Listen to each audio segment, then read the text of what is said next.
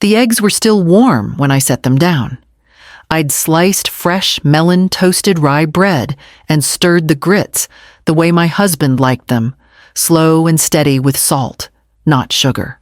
I arranged everything carefully on the table, placed the napkins, and poured the coffee last. Valine didn't look up from her phone. Her friends were already talking about a wine bar downtown, laughing like they lived here. I reached for the cream jug when I heard it.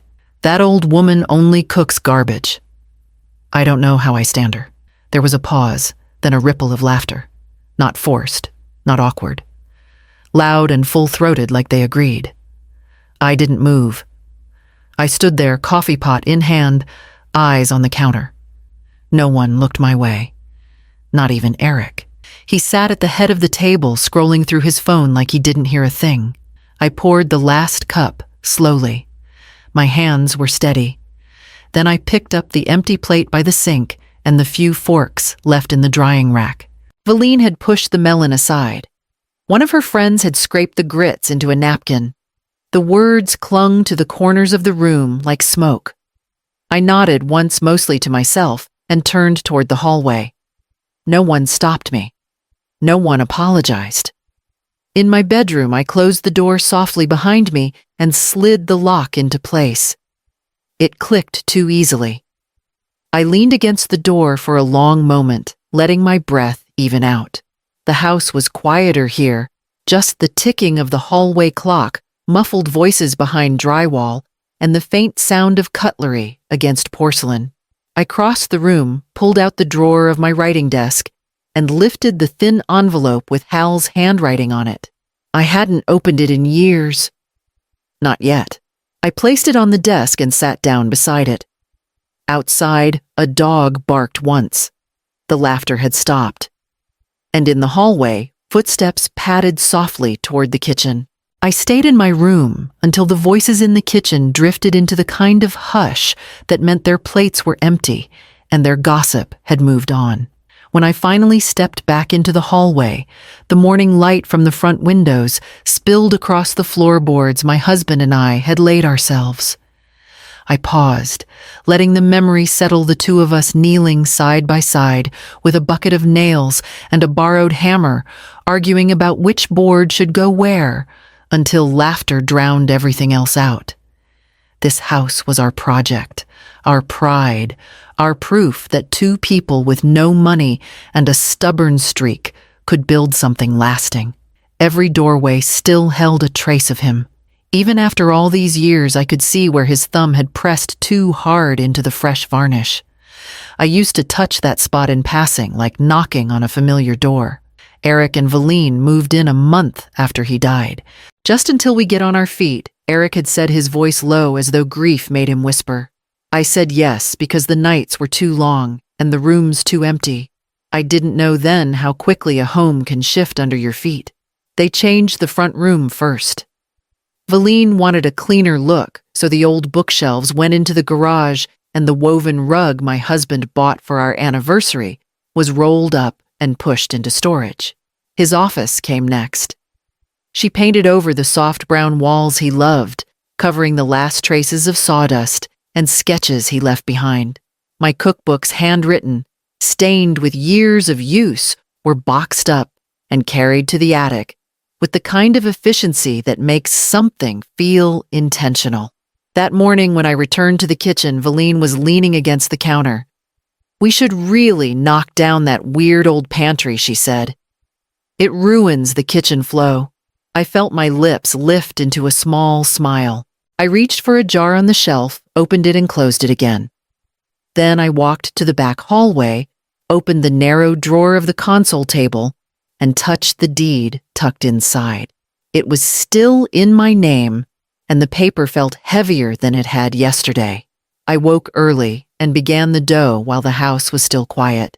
The filling was simple ground pork, sage, diced onions, and a splash of vinegar. I used to make these for community fairs, and Eric always took the leftovers to school. He used to call them Mom's surprise pockets. I didn't know if he remembered. By mid-morning, Valine was already in the garden setting up folding chairs and her pressed floral tablecloth. She had a playlist on something with bass and no melody, and wore lipstick too bold for daylight. I brought the tray of hand-rolled meat pies to the kitchen, brushed the tops with egg, and slid them into the oven. The smell filled the whole house by noon. I was setting them out on the counter when Valine walked in, wrinkling her nose. "Oh, you made those again," she said, not bothering to lower her voice. "I already ordered from that Italian place. My friends won't eat these." She didn't touch the tray, just turned and went back outside. 20 minutes later, I saw her carrying paper bags from the delivery car and placing them proudly on the table. I stood behind the curtain and watched as she laughed with her friends' plates in hand. Then I heard her voice rise clear and sharp. "She still thinks this is her kitchen. Isn't that cute?" The women giggled, one of them letting out an exaggerated gasp. Eric stood near the grill flipping vegetables he didn't season. He didn't say a word. When I walked past him later, he shifted slightly, eyes fixed on the lawn. That night, after cleaning the last dish alone, I sat on my bed and plugged my phone into the charger. A new text buzzed in from Valine's group thread, clearly not meant for me. "We'll clear the pantry and her room when the papers go through." I stared at the screen for a long time, the words steady and certain, like something already decided. I didn't respond. I just turned off the light and reached for the envelope on the desk. The next morning, I drove farther than usual past the center of town, past the chain stores with their 2 bright lights, and into a place where the windows still creak and the dust smells like lumber. The little hardware store out by the train tracks hadn't changed much in 20 years.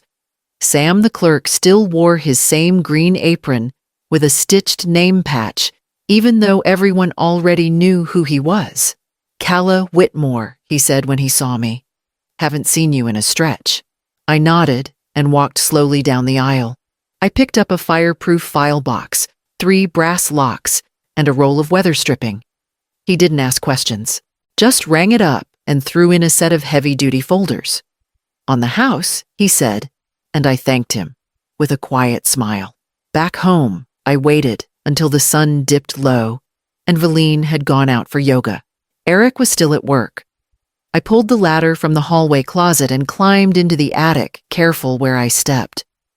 I reached behind the bin marked "Holiday Lights" and tugged out the flat metal tin wrapped in twine. Back in my room, I sat at the desk and opened it. The envelope was there, sealed crisp, marked in my husband's clean block letters, "Hold if forgotten." I slid it open with a paring knife. Inside were photocopies of the deed, a revocable living trust, and a typed letter dated 7 weeks before his heart gave out. He'd written, "Calla, if things ever slip or silence takes over. This house is still yours, no matter who says otherwise. Hal has everything. Hal Barrage." I hadn't heard that name in years. He was the kind of man who never raised his voice, but made people pause anyway.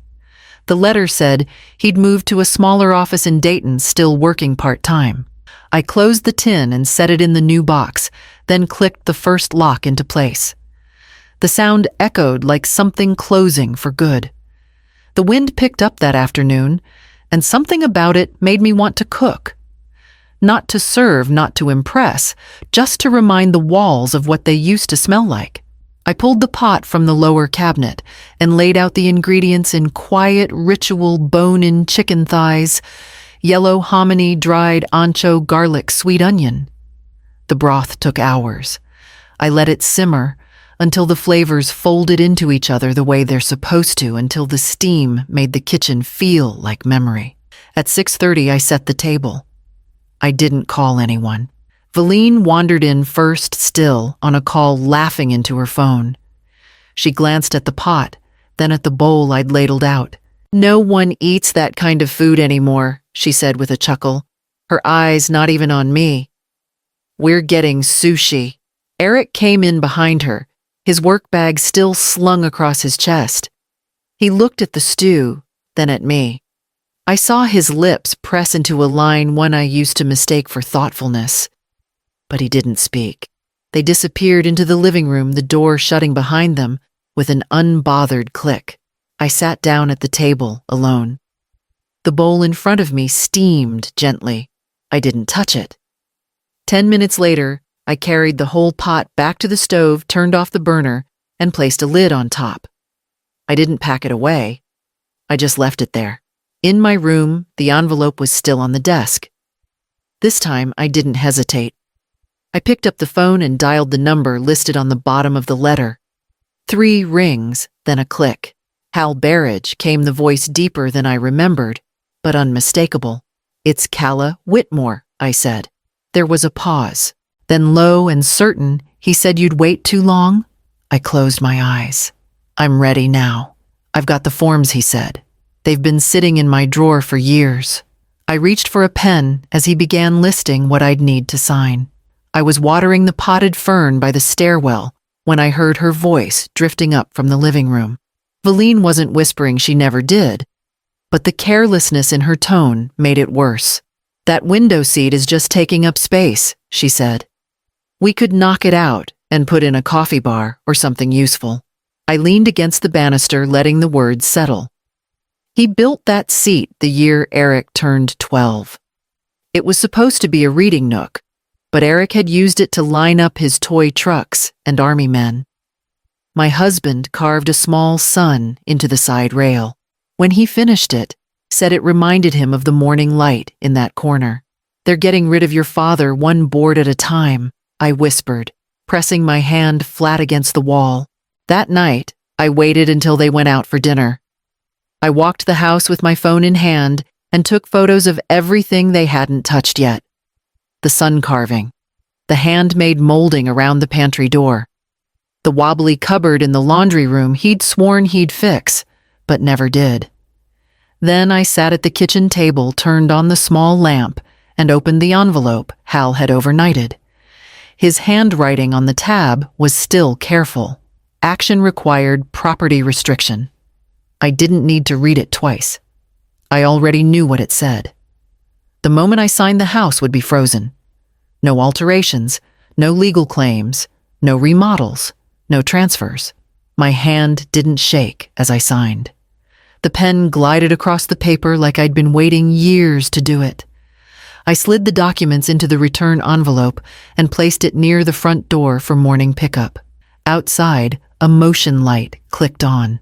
I looked through the front window and saw Eric's car pulling into the driveway, music faint through the closed windows. I turned off the kitchen light, walked back to my room, and locked the door behind me just as the first garage door started to rise. I rose early and moved through the kitchen without sound. The biscuit dough came together the way it always had. Soft, cold butter worked into flour with steady hands.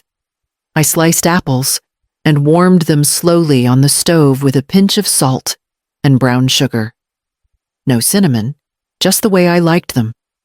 By the time the sun lit the tips of the garden, the table was set. 3 plates, butter in a dish jam in a glass bowl, napkins folded. Valine walked in, wearing one of my old sweater's sleeves, pushed up hair twisted tight on her head. She looked at the table and raised her eyebrows. "Still trying, huh?" she said, plucking a biscuit and tearing it in half. "It's not even good." She laughed loud, full of herself, and left the rest of the biscuit on the plate. Eric didn't come down. His car was gone by the time I opened the back door. I stepped outside into the quiet, closed my eyes, and let the cool air settle in my lungs. I walked slowly to the front gate and waited.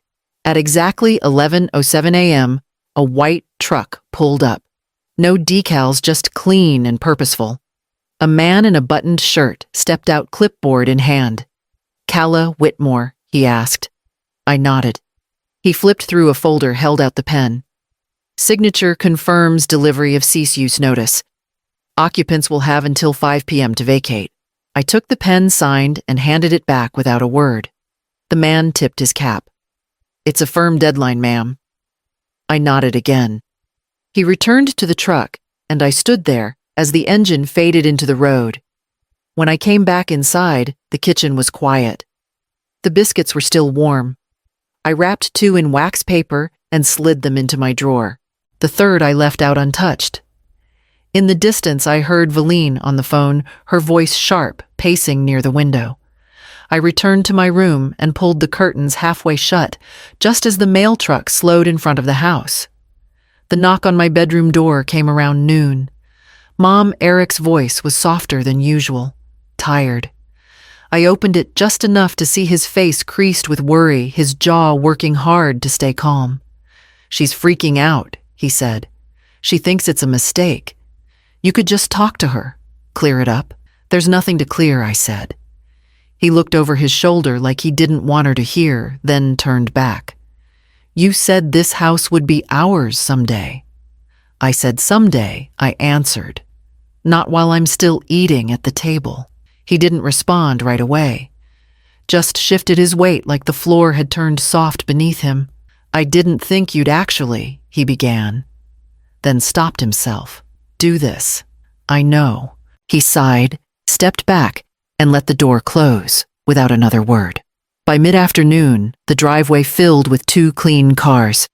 Valine's friends walked in, carrying collapsible boxes, bubble wrap, and nervous glances. No one wore heels this time.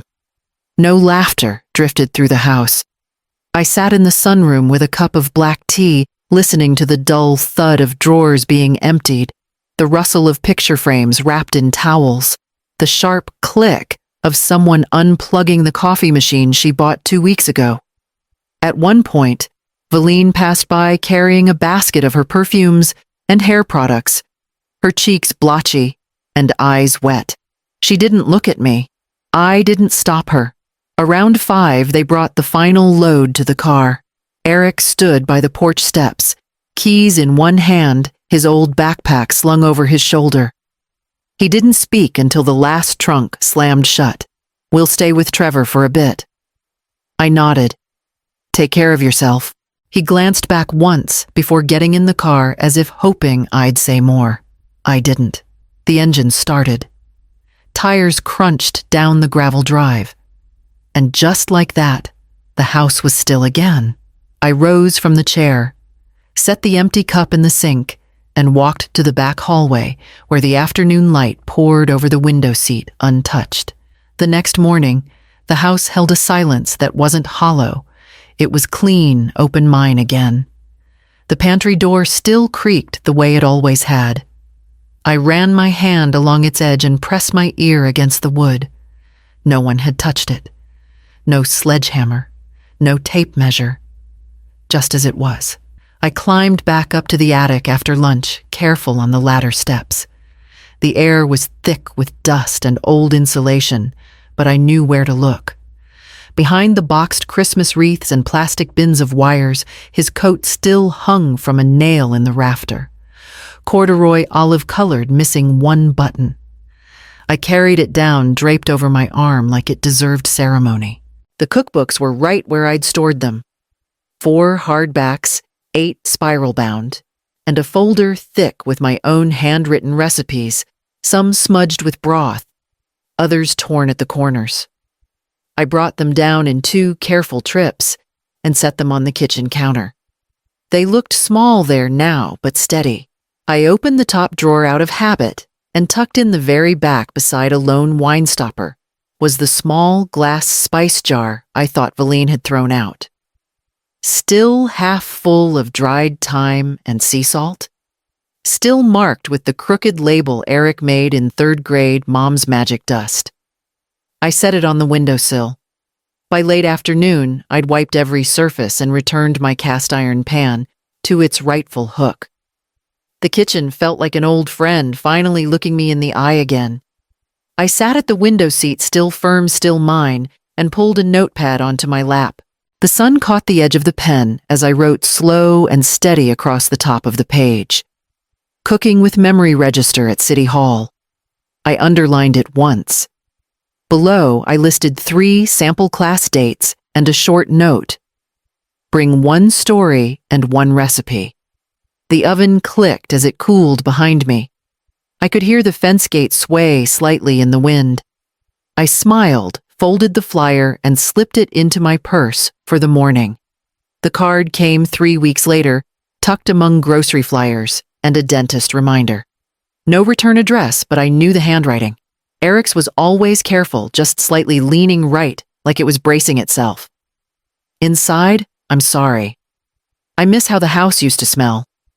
That was it. No explanation. No signature. Just those 2 sentences. I read it twice, then slid it into the drawer beneath the tea towels. I didn't feel angry. Not even sad. Just still. That afternoon, I pulled out the stew pot again, not for company, not for reconciliation.